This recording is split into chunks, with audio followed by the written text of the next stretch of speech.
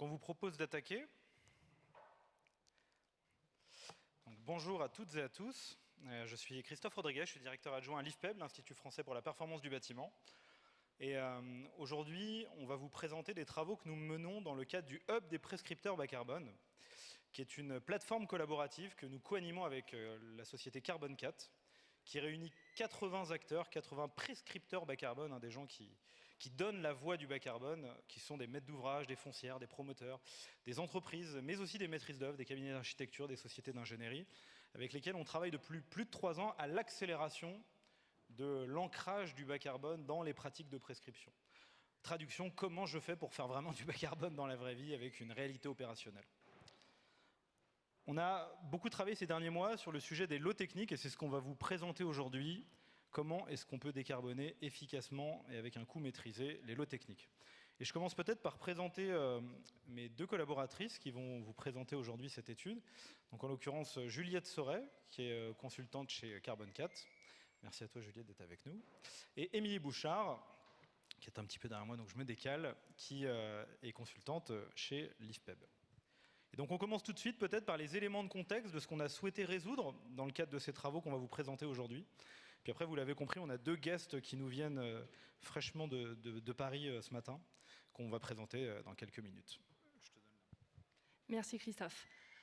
Donc, quand les acteurs du bâtiment ont commencé à appréhender la question du carbone, ce qu'on a pu observer avec l'Observatoire E+C-, c'est qu'ils ont commencé à traiter via les lots architecturaux. Parce que c'est là qu'on avait le plus de données disponibles et une meilleure connaissance des leviers. Or, les lots techniques ont un fort potentiel de décarbonation, mais ils étaient traités seulement avec des forfaits. Concrètement, en Observatoire E+C-, la majorité des bâtiments utilisaient des forfaits pour les lots techniques. Les lots techniques, ça a un double potentiel de décarbonation, à la fois sur IC composants, donc ça représente à peu près entre 20 et 29% de l'empreinte carbone l'empreinte carbone d'un bâtiment, logement collectif et bureau. Et ça a également un impact sur les émissions liées à l'exploitation, l'énergie d'exploitation, notamment avec le choix du vecteur énergétique qui va impacter directement l'intensité carbone de l'énergie. Donc c'est pour ça qu'on a souhaité travailler sur les lots techniques et on a voulu explorer les potentiels de décarbonation à travers ce travail qu'Émilie va vous présenter.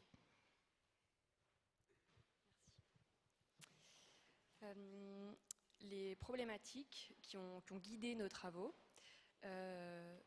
sont les suivantes. Donc déjà, c'est comment est-ce qu'on compte le carbone. Ensuite, quel est le poids carbone des lots techniques. Quel est le poids carbone donc, des lots, des sous-lots, des équipements qui constituent ces lots techniques. Donc voilà, quel poids carbone au sein des lots techniques. Quels sont les leviers de décarbonation disponibles et à quel coût. Et enfin, la dernière question qui a structuré nos travaux, c'est quels enjeux pour passer les seuils de la RE 2020. Durant nos travaux, comme on a l'obsession d'avoir une connexion à la réalité du terrain, à la réalité opérationnelle au web des prescripteurs bas carbone, on a choisi d'étudier des projets en cours de réalisation, donc 2 projets en tertiaire et 2 projets en logement collectif, comme vous pouvez le voir. Il faut avoir en tête que ces projets n'avaient pas d'ambition carbone particulière dans leur programme, pas d'ambition bas carbone particulière dans leur programme initial. Et c'est donc des membres du Hub qui ont mené ces travaux collectifs, donc on les salue, on les remercie parce que sans eux, le Hub ne serait rien.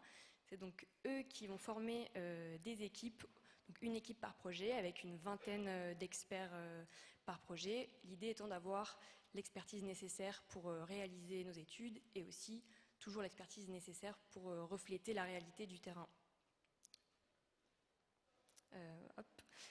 Juste une petite précision.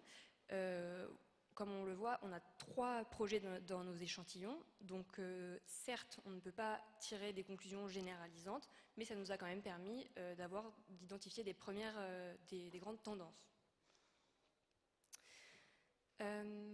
Afin de délivrer notamment aux maîtres d'ouvrage des des outils méthodologiques pour les aider à prendre voilà, un outil d'aide à la prise à la décision.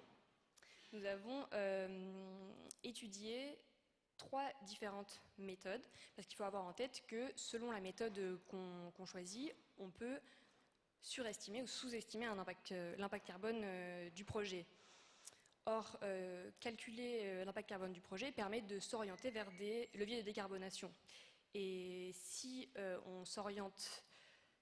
on calcule mal l'impact carbone d'un projet, on risque d'orienter des financements vers des leviers de décarbonation qui seraient soit peu pertinents, voire contre-productifs. Donc il faut bien avoir en tête que, par exemple, si on choisit d'utiliser l'approche forfaitaire, il faut avoir en tête que cette approche forfaitaire, elle est là pour combler le manque temporaire de données environnementales, et donc cette approche, elle surestime l'impact carbone d'un projet. Elle surestime aussi l'impact carbone d'un projet pour inciter à la saisie, à l'approche détaillée, qui est la deuxième méthode que nous avons étudiée. Mais cette approche détaillée, donc on l'utilise pour s'approcher au plus près de l'empreinte carbone réelle du projet, sauf que pour l'instant, dans la méthode, si on manque de données environnementales, on se retrouve à devoir calculer un impact carbone nul pour le composant dont la donnée manquerait. Donc dans nos études, nous avons étudié une 3e méthode qui est une approche détaillée avec extrapolation de la donnée qui nous a été permise par l'outil NUCO. Et c'est donc après avoir challengé le principe des forfaits, avoir questionné la donnée disponible, après avoir établi des ordres de grandeur des lots techniques, des sous-lots, des équipements qui les constituent, que nos équipes ont pu étudier les leviers de décarbonation des lots techniques. Et c'est donc Vincent et Dimitri qui sont là aujourd'hui avec nous, qui ont participé à cette étude et qui vont vous la restituer. Merci Émilie, bonjour à tous. Donc moi, Vincent Floquet, responsable technique chez Covivio, c'est une foncière cotée. Et je présente aussi Dimitri Dompoint, qui est directeur de projet chez Géon. Donc voilà, nous, on s'est occupé d'un projet avec une équipe. Alors, Covivio et Géon, nous, on était dans le projet opérationnel et après on a monté une équipe, je ne vais pas dire fictive, mais en tout cas qui n'avait pas participé au projet réellement, mais qui a participé à cette étude. Donc il y avait l'atelier 1, 2, 3, 4, AMOS, Aegis, Ingérop, Manexi, Nobatec, INEF 4, ouais, je sais, et puis Terao. Voilà. Donc le projet en question, donc c'est un projet de 32 000 m² à Saint-Ouen, en lisière du périphérique. C'est une opération qui s'appelle SOPOP, avec comme architecte LBB, Lobjoie, Bouvier-Boisseau, et comme AMO environnement, Géon. Donc, alors je nuance un petit peu, on avait une petite ambition carbone parce qu'on était E2C1. Voilà, même sur un projet neuf, comme on gardait les voiles périmétriques de l'infrastructure, on ambitionnait d'être C1. Et après, sur le composant du bâtiment, donc c'est assez standard, on a le réseau de chaleur urbain qui nous sert pas mal, mais après on est autonome en froid, on est sur des ventilos-convecteurs 4 tubes et des CTA selon les systèmes. Donc, on n'a pas révolutionné en fait le bureau et c'est aussi ça qui nous intéressait, c'est de voir sur un projet un peu standard pour Covivio qu'est-ce qu'on sait faire.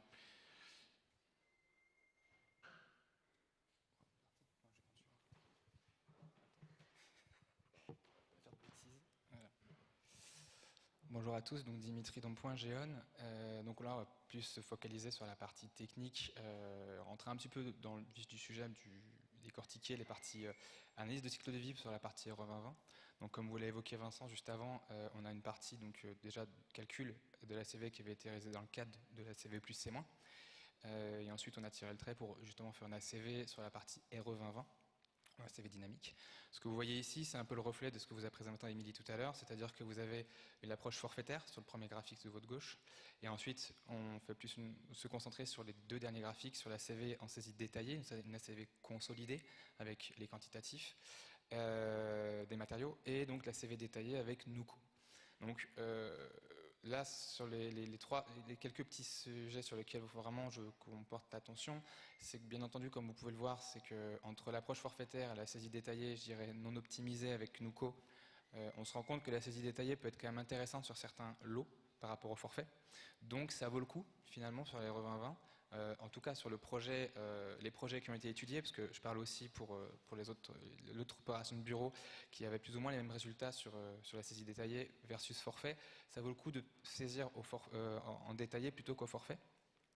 Il faut juste garder en tête qu'on a quand même un gap qui est très important. Si vous voyez les deux derniers graphiques, entre l'ACV, saisie détaillée, mais RE2020 où vous avez un impact carbone des lots techniques à 258 kg équivalent CO2 par mètre carré, et une ACV en saisie détaillée extrapolée à 380. Vous avez donc plus de 130, donc quasiment plus de 50%. Vous avez un plus 150% entre les 258 et les 380. Donc c'est très important de garder en tête que ce gap, il est là pour deux raisons. La première, c'est que dans la saisie détaillée RE2020, vous avez ce qu'on appelle les composants vides, qui, lorsque vous avez des matériaux qui n'ont pas de FDES ou de poste de FDES sur la RE2020, n'est pas saisi. En revanche, si dans quelques années, vous avez un bâtiment où vous avez ce résultat en 258, imaginons, et que vous avez des fiches techniques et des FDES qui sont sortis finalement et qui ne constituent plus un composant vide, vous allez devoir les saisir sur une mise à jour en exécution par exemple ou dans une autre phase ultérieure de votre projet. Ce qui fait que dans tous les cas, vous allez avoir une augmentation du carbone qui pourra arriver dans les années à venir selon les FDES qui sont délivrés sur Ignes. Et c'est donc très important, et c'est l'étude justement de ce bas carbone qu'on vous présente, c'est que ce gap-là, on doit l'avoir en tête en anticipation pour se dire que avec les saisies détaillées qu'on a pu faire sur Nuco, le dernier graphique que vous avez sur votre droite, on se rend compte en fait que le poids carbone de l'eau technique peut être très important. On n'est quand même pas non plus trop haut par rapport au lot forfaitaire, mais on peut être très important et en plus, faut être très vigilant du coup sur cette saisie-là. Le deuxième point, c'est la partie des FDES par défaut. Donc ça, c'est le deuxième point. C'est que vous avez sur la partie des lots techniques, faut également garder en tête qu'il y a encore beaucoup de données environnementales par défaut, c'est-à-dire des données qui ne sont pas des données fournisseurs, des données des constructeurs, mais des données qui sont fournies par Ignes, par le gouvernement, qui sont des données beaucoup plus défavorables, bien entendu, en termes de poids carbone sur un composant donné, qu'une donnée fournisseur. Ce qui fait que là aussi, avec le temps, on a bien sûr confiance dans le développement de nouvelles FDES fournisseurs qui nous permettra d'être au plus juste sur les impacts carbone. Voilà un peu sur cette première slide. Donc la deuxième chose, c'est aussi ces items qu'il faut garder en tête, c'est que sur les différents lots techniques qui sont donc le chauffage, ventilation, climatisation, plomberie, électricité et les ascenseurs, on se rend compte que dans les lots techniques, ce qui va avoir le plus de poids dans les lots techniques, ça va être la CVC, en tout cas pour la partie bureau tertiaire. On se rend compte que la CVC représente entre 30 et 40%, voire plus, des lots techniques. C'est un minimum de 40%. Ce que vous avez devant les yeux, c'est plus une estimation par sous-lot. On se rend compte que par exemple pour un lot CVC, vous allez avoir en effet les terminaux qui peuvent prendre de la place, mais c'est quelque chose peut-être qui vient moins naturellement, c'est les réseaux et conduits aussi qui prennent énormément de place, parce que là aussi en fait on a peu de données fournisseurs. Et c'est quelque chose qui peut représenter un levier dans le choix des composants justement, et on va le voir juste après. Sur la partie courant fort, courant faible, on se rend compte également que la partie terminaux, donc l'éclairage, est très importante, mais également la partie distribution. Là, on ne le voit pas trop parce que vous avez 44%, mais on se rend compte que sur le global, c'est quand même quelque chose qui peut être important à regarder pour la partie courant fort, courant faible. Donc, on a essayé de pousser un peu le trait sur cette partie-là et de voir quels étaient les leviers, qu'est-ce qui était intéressant à regarder. On se rend compte qu'avant de regarder dans la liste des variantes, où je vais vous détailler un petit peu, que la liberté qu'on a sur le choix des FDES, c'est la CVC. Donc toutes les variantes que vous avez devant les yeux, qu'on a étudiées, c'est des variantes liées au système de CVC, de chauffage, de ventilation et climatisation. On a fait une variante sur la canalisation, qu'on a vu tout à l'heure, et une variante sur les terminaux, où on a voulu changer les ventiloconvecteurs, donc 4 tubes, par des 2 tubes avec 2 tubes de fil, de mettre des plafonds rayonnants, de mettre des groupes froids qui étaient normalement avec des dry, d'enlever les dry et de mettre les groupes froids en toiture pour voir aussi l'impact carbone que ça pouvait représenter tant sur la partie technique, et puis de se raccorder au réseau urbain pour le froid. Et enfin, on avait aussi étudié la variante 4, on verra aussi ces détails, de partir peut-être plus sur, au lieu d'avoir une base en soufflage reprise mutualisée, de partir sur une soufflage reprise séparée avec une régulation par sonde de CO2. On verra que par l'approche simplifiée en tout cas qu'on a eue, c'est quelque chose qui vaut peut-être pas spécialement le coup en tout cas sur ce qu'on a vu. Donc, voilà un peu le tableau des variantes des systèmes de production, enfin en tout cas des variantes sur les systèmes production et terminaux. On se rend compte que finalement, sur l'empreinte carbone, vous allez avoir bien entendu pour la partie des conduites hydrauliques, donc le troisième histogramme que vous voyez, on est sur ce qu'il faut retenir, c'est qu'on a des variantes qui peuvent être très intéressantes sur la partie carbone, qui vont avoir une plus-value, en effet, sur la partie euro au mètre carré, mais qui ont aussi une partie carbone qui est quand même très intéressante. Donc sur la partie remplacement des réseaux, par exemple, vous voyez que par rapport au forfait ou même en approche détaillée, on descend drastiquement l'empreinte carbone, on descend de plus de 40 kg par équivalent CO2, ça veut dire que la DED est vraiment très défavorable. Et ensuite, à la partie des terminaux, ça peut être aussi très intéressant de regarder en termes bien entendu, en regardant toute la technique qui en découle derrière, mais de voir si on peut partir sur des plafonds rayonnants ou des ventiloconvecteurs. Ça peut être aussi intéressant de le regarder. On peut le voir que par rapport à l'état initial, ça peut jouer sur cette partie-là. Voilà. L'objectif quand même, c'est de cumuler au maximum les variantes techniques. Pour baisser au maximum le lot, la saisie détaillée des lots CVC et des lots techniques. Donc l'enseignement qu'on peut en tirer nous par rapport aux éléments qui vous ont été présentés, c'est que, comme je vous l'ai présenté tout à l'heure un petit peu en introduction, la base IGNIS doit être encore complétée sur les FDES fournisseurs. On a donc des composants vides qui vont petit à petit se remplir, on va dire, être renseignés par rapport à la base IGNIS. Et puis ensuite, des FDES qui peuvent être mis à jour et qu'il faudra bien tenir en compte. Il faut quand même garder en tête que ces composants vides, c'est donc, comme je l'avais évoqué tout à l'heure, 50% du poids carbone sur les lots techniques par rapport aux études qui ont été réalisées, ce qui est relativement important. Voilà. Et ce qu'on voit aussi dans les orientations qu'on a pu avoir avec les autres projets, c'est que c'est le CVC qui représente quand même le plus de poids et donc le plus d'optimisation possible. Je repasse la main sur la partie maîtrise d'ouvrage. Merci. Donc oui, vous constatez que ce sont des travaux quand même très denses et on a essayé d'être dans le détail mais aussi dans la synthèse. Donc nous, ce qu'on a retenu, c'est le premier point, c'est que les lots techniques, on va pouvoir aller chercher des gains carbone. Donc c'était un peu le but de cet atelier, mais c'est important de voir que c'est un constat partagé sur les 3 projets étudiés. Ensuite, alors ça c'est aussi un petit message, c'est qu'on voit qu'avec le mécanisme du forfait, en fait, en comparaison de la saisie détaillée, on n'est toujours pas récompensé, on n'est pas toujours récompensé plutôt de ce travail de fond, d'aller dans la saisie détaillée. Donc il faudra, je pense, le corriger pour qu'il y ait une incitation et pour que les maîtres d'ouvrage et les maîtres d'œuvre soient encouragés encore à travailler dans cette saisie du détail.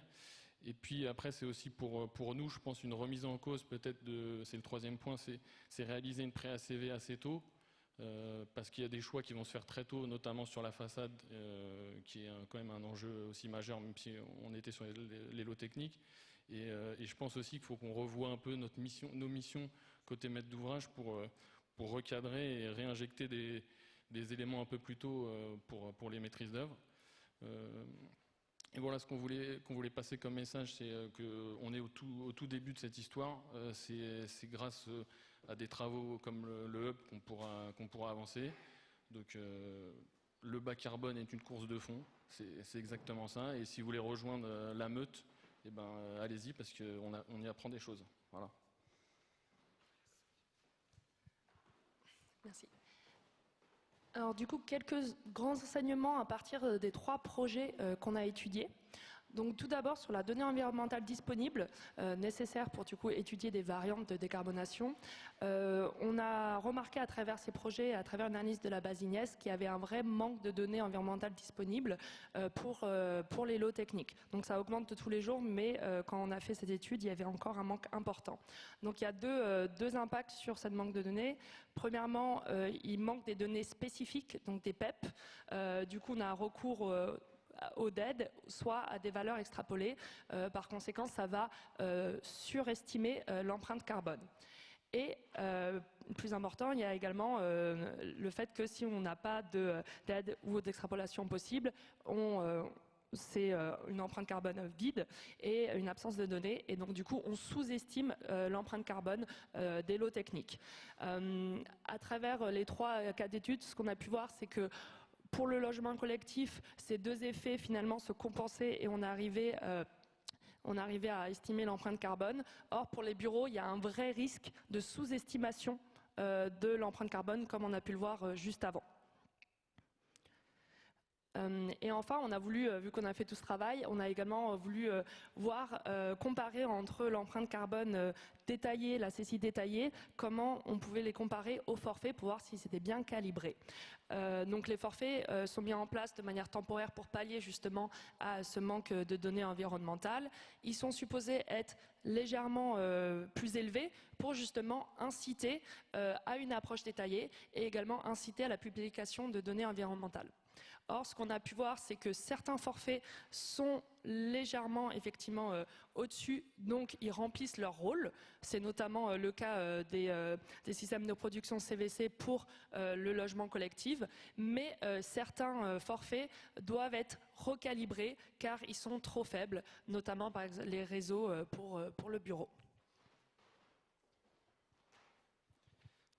Donc vous l'avez compris, c'est très dur de compter le carbone et du coup j'ai la chance de vous présenter la partie positive puisque on a quand même pu révéler un certain nombre de choses tout à fait intéressantes.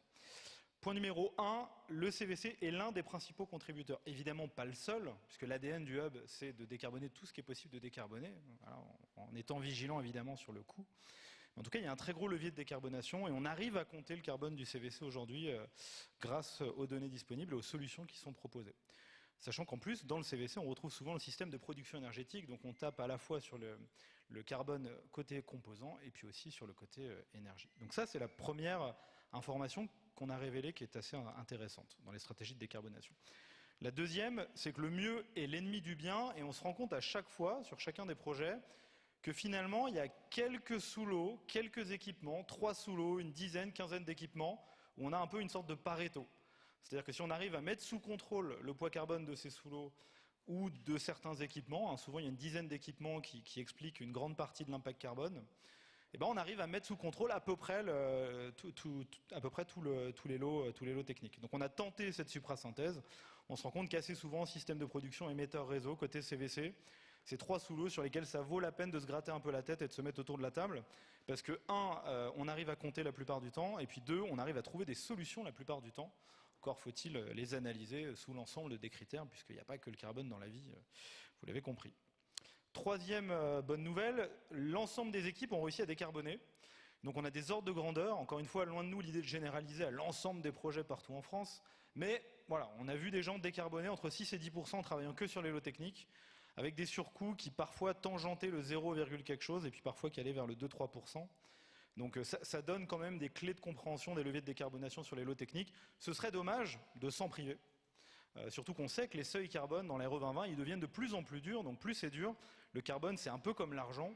Quand on veut faire des économies, si on travaille que sur 2/3 du projet, il va falloir faire des économies très dures. Donc c'est peut-être plus intéressant de travailler sur l'ensemble de l'assiette de l'opération et donc aussi aller chercher les lots techniques.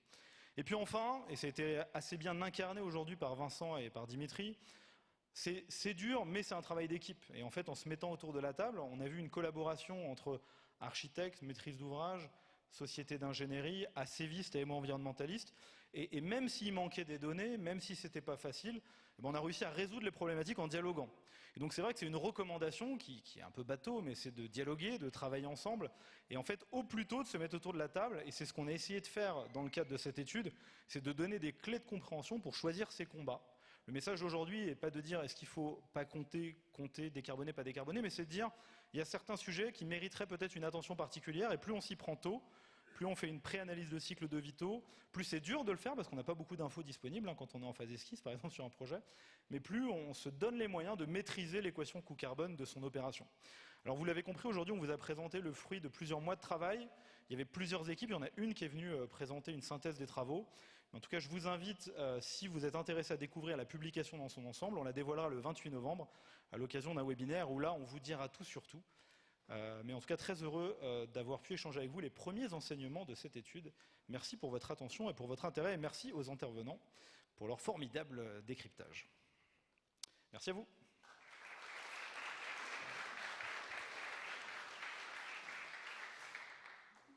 A-t-on le temps pour quelques questions avant que tout le monde s'enfuit? Ou pas? Oui?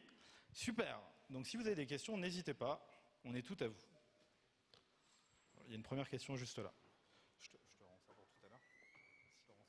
Bonjour. Merci pour cette présentation et ces retours d'expérience.